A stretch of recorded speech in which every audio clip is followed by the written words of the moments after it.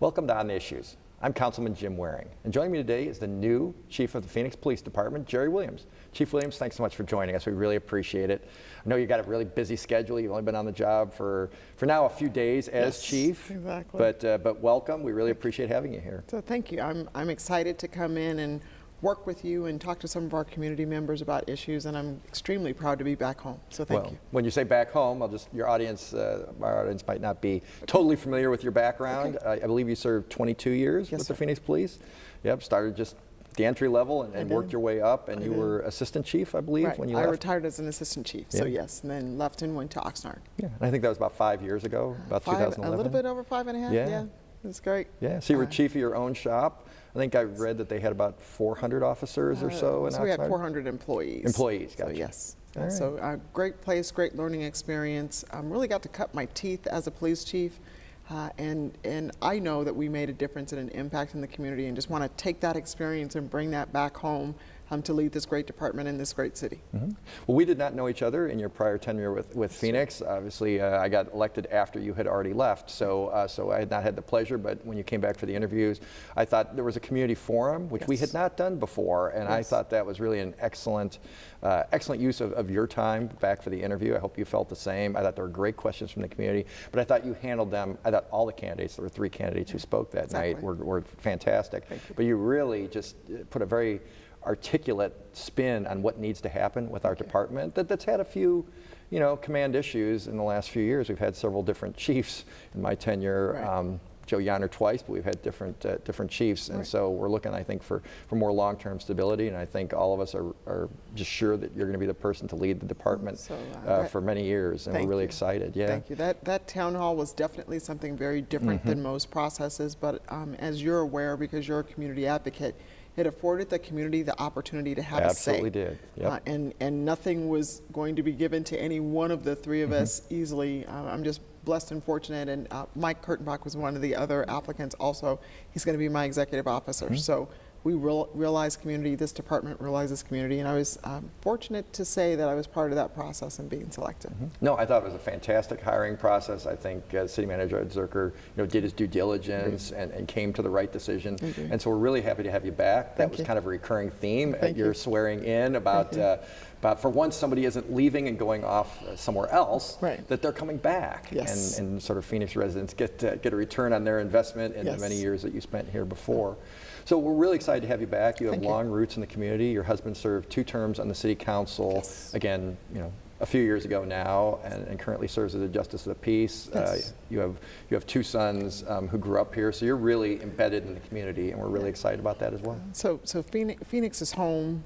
Phoenix are my roots, but what I love about this community, and you can go to your area, you can go to the area where I live, which is a different district, and we just see this great microcosm mix of different ethnicities and genders and faiths and all those interesting components. And we somehow figure out how to get along well with one another. And I think we all want the same things. We want to be safe, and we want a great city. So I'm so blessed to be in the position that I'm in today. Well, we're very excited for you to get started. I think you said you started October 10th. I did. I started as a civilian employee, if you will, and I shadowed Chief Yonner for 3 weeks. And that was a great opportunity.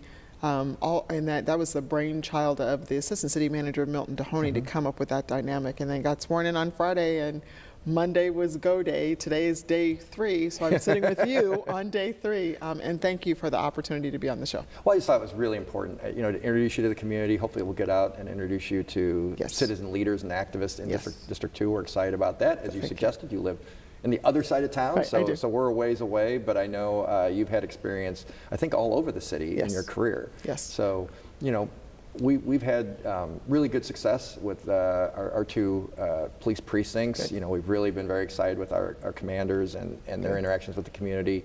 Coffee with a Cop and other programs that we've talked about on the show in the past with your predecessors, I think have really been effective. But you want to talk a little bit about some of the, maybe not changes, because that implies dramatic differences from what's already working, but maybe talk a little bit about your plans. So plans are to maintain the status quo that's been started and built upon. So we still want to promote community trust. Our mission for the police department is to serve and protect and reduce crime in this city while treating everyone with dignity and respect. same mantra, will not change that mission statement whatsoever. I do want to focus on 5 different focus areas. So that's crime suppression and reduction, community engagement and outreach, hiring, training, and retention, because we want to retain those folks that we invest in, obviously, employee well-being, and last but not least, the legitimacy piece. So increasing legitimacy both internally and externally. And when I say legitimacy, what I mean is, do we say what we say? Do we say what we do? Not just with community members, but with one another internally in the department. Councilman, you mentioned a great concept and idea of bringing police and community together on positive terms, and that's coffee with the cop. We want to do coffee with the chief. So I spoke with Commander Greg Carnicle, who is your commander in 600 Precinct. Spoke with him last night, and that's going to be one of the things that I'll begin all over this great city of ours. And while I may live in one part of the city, I do realize I'm the chief of a big place. And I plan on getting up north to your area more often, and I welcome those community members that we have out there to please invite us in. I plan on being very busy and being very much aware of my responsibility as a chief in working hard to reduce crime and making people feel safe in our community. Well, we were just, for example, Ed Zerker and I and your commanders usually go to, just pick an example, the Desert Ridge HOA. So it's a big homeowner association, a big community, an important one in our district, just for one example. And we go speak at their HOA annual meeting every year, but I had the privilege of speaking to their public safety committee just last Thursday night. And it was amazing what's happened with the crime statistics. And I don't have the actual statistics in front of me, but it was roughly, they had 275 crimes for a pretty big area in 2008. And now with interactions with police, with hiring off-duty officers to patrol and just be a visible presence, I think it was 74 crimes in 2015. So that's just a very large drop in terms of percentage, but also, I mean, that kind of thing improves property values and everything. So we're excited about the idea of having you out to see some of the programs that are working. Certainly want to continue those. And we're just really excited to have you here to implement some of the things that, your predecessors, we've had relatively short. You had Jack Harris, which was just before my time, and then Chief Yanner was the interim, and then you had Chief Garcia, who was here for a year and a half, 2 years, something, and then Chief Yanner again. And now you're here, and we're hoping for, I think, a little more stability. Obviously, that's several chiefs in a relatively short period of time. Are there any long-term plans? I know you talked about your 5 points, but there's some things that, 5 years from now, hopefully I'll still be here, and here's hopefully what I'd I'll like to still be accomplish. here. What's that? Yes. So hopefully I'll still be here. Well, that's true. Yeah, both of us will still be here. We'll have a chance to discuss retrospectively. But I'm curious, what are you thinking long term? So long term, what I'm thinking and perceiving, I really want the community, the city of Phoenix, and the police department to be one team together. Meaning when we have issues, problems, and concerns, we sit, we talk, we discuss, we problem solve together is really what I want to see. I really want to see, too, the full implementation of a body-worn camera system in our agency on our first responders, meaning our patrol officers and maybe some other units. I definitely want to see that. But in the end, I would love to look back on this in 5 years and just say that I've made a difference. Is that difference making you feel safe in your area? I hope so. Is that difference making my officers feel as though they're valued? That's huge also. I do want to do that also. So I want to leave that kind of legacy, but at the same time understanding that the ebbs and flows of law enforcement are unique enough for me as the chief and my officers as servants, public servants, to be able to make those adjustments on the fly. Your community may need something different than another component and facet of another part of the city. So we really want to morph and change and learn and grow. If I can leave that kind of legacy, I think I've done my job as a police chief. Fantastic. I just talk about a few current events. I know it's a little unfair because it's your first, certainly, month on the job, but only the first couple days of leadership. But for example, something like the marijuana initiative, Prop 205 is on the ballot. I'm just curious, California is a different state. I don't know what the laws are there. I'm not as familiar, of course. But I'm just curious, do you see propositions like that changing the dynamic for police officers? So a number of factors change the dynamics of law enforcement. New tools change the dynamics, new propositions change the dynamics, new laws, new procedures. What I expect and what I hope you all expect as community members from your law enforcement entity is to be able to take whatever is imposed on us and determine and figure out ways in conjunction with working with community members, elected officials such as yourself, to manage what that service delivery is going to look like. So when we all take an oath of office, Councilman, I swear to uphold the laws and rules of the Constitution of the state of Arizona and the city of Phoenix. If the proposition passes, that is going to be a dynamic that we will have to deal with and manage, but new training and everything. Yeah. You just add those different pieces, but in the end, I am confident in my department and in this city to be able to manage and mitigate that. Will it be a little bit of bumps and bruises? I'm certain it will be, because we deal with human beings, but I'm confident in the fact that we'll figure out how to get it right. So do you get to bring in anybody that you knew from Oxnard, or do you have the management team that's here and then you work with them? Maybe explain to our viewers how that works. So that's a great question. I am certain that I could have brought someone in, but I had the talent based here in the city of Phoenix already. So I am definitely not one to just change the process just for the sake of change. Fortunately for me, I'm the internal, external person that came in, and many of the personalities that are part of the command structure of our agency. And for those of you who don't know, it's a police chief, it's an executive officer, assistant chiefs, commanders, lieutenants, sergeants, officers / detectives. So in that dynamic, I do have a good pool of people in the upper rank structure that I'm able to pull from strengths and needs that the city has and that the department has. So I didn't have to bring in anyone, and we're very fortunate and blessed to have that dynamic. There was one person I kind of thought about wanting to bring in, but he told me, thanks, it's too hot in Phoenix, so he would rather stay in California. Right, it is hot here, so he was not misinformed. So. Exactly. But well, your answer there anticipated my next question. Okay. You know, is there a lot of carryover? Because 5 years is a long time, and obviously officers get older, they retire or leave or go to other opportunities. So it sounds like there's a fair amount of folks who were here when you left that you knew, that you had worked with, who are still here, that you have respect for and want to work with now. Right, absolutely. And take that one step further. There are people who the community and the city respect. So that trust bank and that investment, you talk about return on investment, I came back as a return on the investment.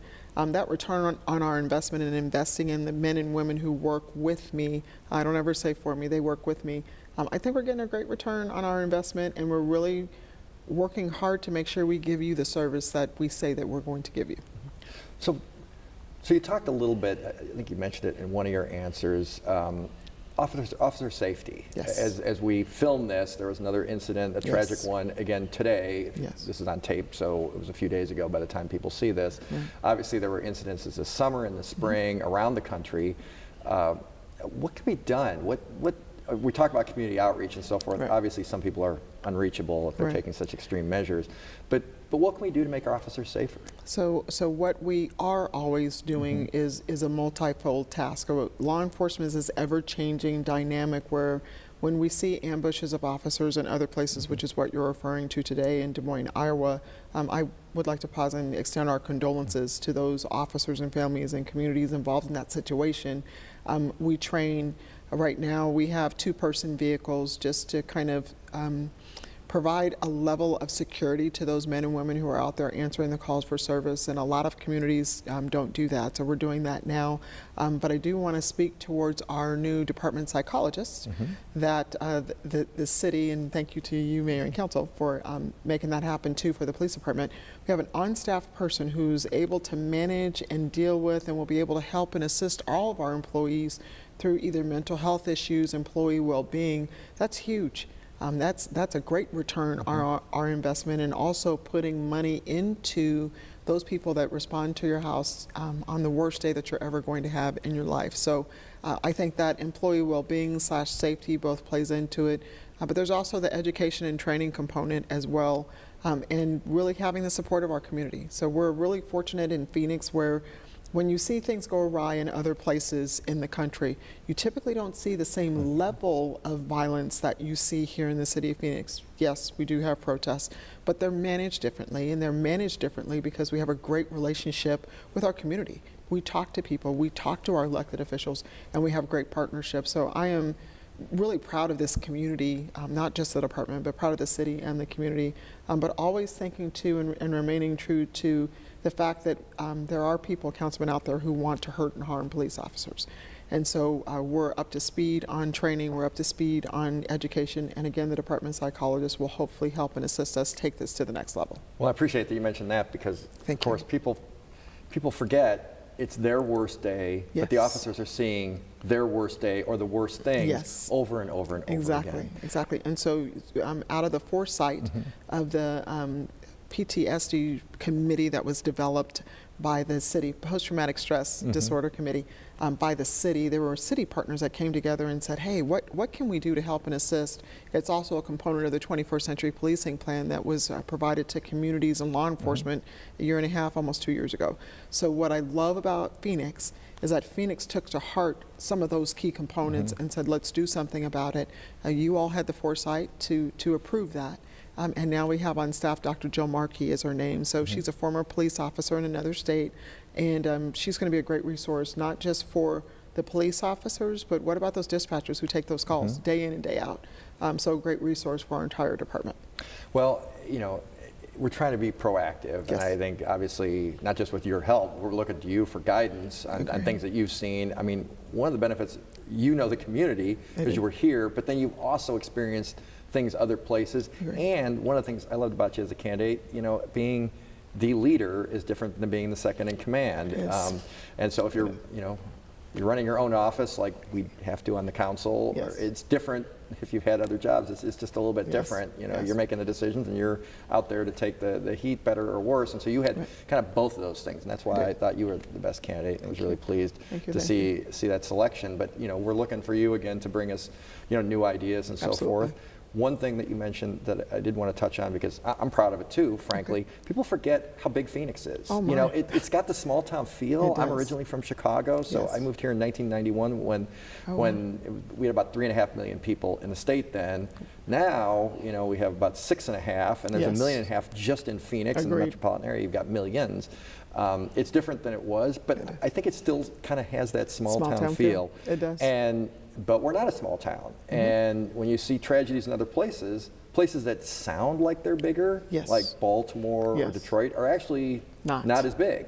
And so it is amazing. We haven't seemed to have, it doesn't mean it couldn't happen tomorrow. It doesn't mean there's not a tragedy that could be going on right now, heaven forbid. But you're right, we haven't seemed to have the escalation, and we've had our share of protests.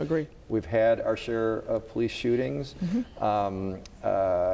and officers being shot at, and either way, you know, it hasn't seemed to escalate, which I think is a credit to the force and our community as a whole. But also we've had, and I don't want to undermine this either. We've also had our own ambushes. We've also had officers get killed in the line of duty by people. So don't want to diminish that value whatsoever, but you're right in the fact that the community in their discussion or angst response. Responses to those don't rise to the same level. And so we want to be clear in that message. I'm so happy we're having this discussion because many communities take and model what we do here in Phoenix, Arizona, whether you're a large agency or a not so big agency. But I'm looking forward to receiving those challenges. You talked about being the person that makes the decisions. The thing that I learned in Oxnard more than anything else was leadership is leadership is leadership, decision making, decision making, decision making.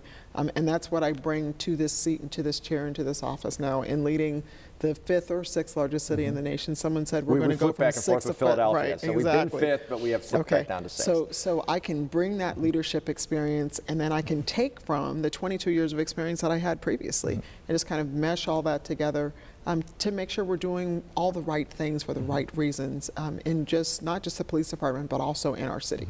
And I appreciate you correcting me. I was not implying that we have not had incidences, but our response to them as a community has been, I would argue, somewhat more effective than you've seen other places where it's on CNN all the time because really it's violent or something else terrible happens in response. So I think, you know, that's a credit to our force and local leaders. Some of that, if I could add, though, too, is the fact that we have tremendous support by our elected officials. So not every agency and every department, every city has that, too. So don't want to undermine that. And then we have great support also from all the city departments. So we're really fortunate here in the city of Phoenix. Well, you talked about modeling, and obviously that's a goal, to be the people that the department or the elected officials or what have you, the community, that people look at and say, we want to be like them. We want to be more like them. And so one area, just give you a little plug, I guess, for something that's near and dear to my heart, human trafficking. You know, the city of Phoenix spends a lot more on what is commonly referred to, I'm sure you don't refer to it as a department, but vice or, you know, prostitution. It is really insidious. And then Mayor Stanton put together a task force in preparation for the Super Bowl about 2.5 years ago now. It's hard to believe it's been that long already, leading up to the game. We wanted to make sure that we made this as inhospitable a place for this nefarious activity, which has been in more national news now with the arrest of the heads of Backpage that you probably knew about because it was in California. You know, just want to make sure that we keep a focus on that because, you know, the victims are really children, generally speaking. And just want to make sure that that's something that's at the forefront because it is something that's just, I was really relatively unaware when I first got elected to the council. And it's something that has really, I think, taken on a life of its own. It's getting a lot more public presence in the mind of what's policing. But it's also tricky because the criminals, the prostitutes, are really victims. In a lot of cases, underage. I mean, they're 12, 14 years old. It's shocking to see those things. So I would hope we would keep an emphasis on that. But we have become a model. You know, other cities, big cities, come and look at us and what to do. And it's something that, you know, we've been very proud of with our task force. I know the council has been as well. So when you mention that, the Crimes Against Children unit here is definitely one of those models. So when we talk about crime suppression and prevention, that's definitely going to be our focus, and that's one key component. But you are so spot on when you talk about the fact that some of the prostitutes are victims. That's truly what they are in this systemic issue that we're dealing with. So that's definitely going to be part of our crime suppression and prevention piece. And again, our Crimes Against Children unit is an amazing facility, as you know, that's co-partnered with victim services and the investigators and child help and other things. So we're really proud of that program. Yeah, and that's just, I would say it's a different skill set than simply arresting, you know, people and putting them in prison. So it's something that requires a lot of the officers. I think, I don't know if this is a fair statement, you can correct me if I'm wrong, but it seems like a lot more is expected of the officers between the technology. If anybody out there is watching this has ever gone on a ride along, as I have, you're using new computer systems, and it is, I don't know how they pay attention to the road. There's all kinds of stuff going on in the car and messages. You know, you really have, you know, the cameras now, you're going to have to be really adept with a whole bunch of things. And then listening to the radio and driving and all those things. So probably changed a lot since you started, I'm guessing. Oh my goodness, it totally has. So that the number of screens that our first responders have to deal with and manage is nothing compared to what it was prior to. But also, let's put in the spin of social media. When I was out a baby patrol officer 28 years ago, oh my goodness, 28 years ago. I didn't mean to lead us down that path. I apologize, Chief. 28 years ago, we didn't have to worry about or be concerned about or be cognizant of cell phone video. So our officers are faced and challenged with a number of different things that I never had to deal with, but they're doing it. They do it day in and day out. Hundreds of thousands of calls we go on, and we get it right most times. Most times we get it right. So I really want to hone in on that point, that the challenges, the dynamics, what's expected of law enforcement is challenging, but we're up to that challenge, and I'm certain that we're just going to be a better police department in the end. Well, I'm glad you mentioned the thousands of calls. I don't know, I forget, maybe you may have the statistic, how many calls for service there are every year with the thousands of officers that are out on the street at any given year, rotating through. But it is amazing. When you think about how few result in complaints, I don't think anybody would claim that we're perfect or that the officers are perfect. I certainly wouldn't claim that we're perfect as a city or that I myself am perfect. But realistically, I mentioned to you before the show started about the lethal force presentation that I found just so compelling. It's a live presentation. We did have Chief Yanner on to kind of go through some of the statistics in the half hour that we have here. I would encourage people who have not seen that presentation, I'm sure it's probably on your website, to go on and look at that. But they did make that point. I mean, it is staggering how many contacts in a given day a patrol officer has, and that things could go wrong at any minute. At a moment's notice. And like any of us, and I'm not trying to hide anything, so we're all subject now, as you said, to cell phone cameras and so forth, so one intemperate remark or anything can really cause an uproar, as again has been seen in other places. And so I think it's probably changed behavior, and that's probably for the better, but it's certainly something that is amazing given the thousands of employees that you have under you now. that there isn't more right. controversy rather than the amount that Right. we've actually and, had. well, and the vast nature, Councilman, of the number of people that not just are here as residents in the city. What about those people who come in and out of our Visitors, city incredible. visiting? So, And big events, Super exactly. Bowls, we've got the Final Four coming Yes, up. I mean, those yes. have special challenges. They do. But we've been able to, as a partnership with the rest of the city and our other county, state, federal partners, we're able to manage it. And so I know for a fact you won't see anything different in those veins and those special events. But again, day in and day out, hundreds of thousands of calls for service come in, and the men and women who are out there responding to the calls. And I also want to give kind of a little shout out to the dispatch center. So imagine, if you will, being the person on the other end of the phone listening to what's happening on the worst day of someone's Been life down there too. It's a very Exactly. compelling experience for It those who is. haven't been through it. It really is. So they're doing a lot, and they're working really hard, and they're amazing people, is what they are. So we are in a hiring mode. Yes. I think you mentioned you had 400 employees or so Right, in in Oxnard, Oxnard. and Yes. we're hiring now. We're running the training sessions and everything, and Yeah. it takes a while to get an officer out in the It street. does. It's not the simplest task, and not everybody's cut out for it who wants to apply. So we're getting enough applicants. We're getting people in and getting them out in the street in a timely fashion. Really great question. So we have about a little bit over 2,800 officers now. Coming through the process every month is a couple of hundred. At the peak of early this year, we had about 400 people coming through the hiring process, and that's huge for law enforcement.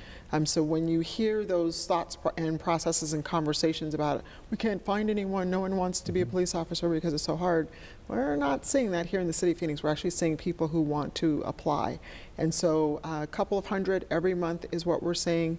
We are about to graduate an all Phoenix class on Friday, so we have 38 to 42 people who are going to be graduating, taking the oath to be your police officers in this great city of Phoenix. So I'm really proud about that. Well, that's fantastic. I Yes. wish we had more time. I have more questions, but Okay. they're signaling me that we're almost done. But Chief, can't thank you enough. Thank I know you. you're really busy, and that you'd carve a little bit of time out for our constituents and Thank viewers. you. Really appreciate that very much. So thank you. Looking forward to working with you. Oh, very much looking forward to working with you Thank as you. well. Thank you. Thanks. And if you have any questions or comments, please call my office at 602-262-7445 or visit my website at phoenix.gov/district2. And we look forward to seeing you next time on The Issues.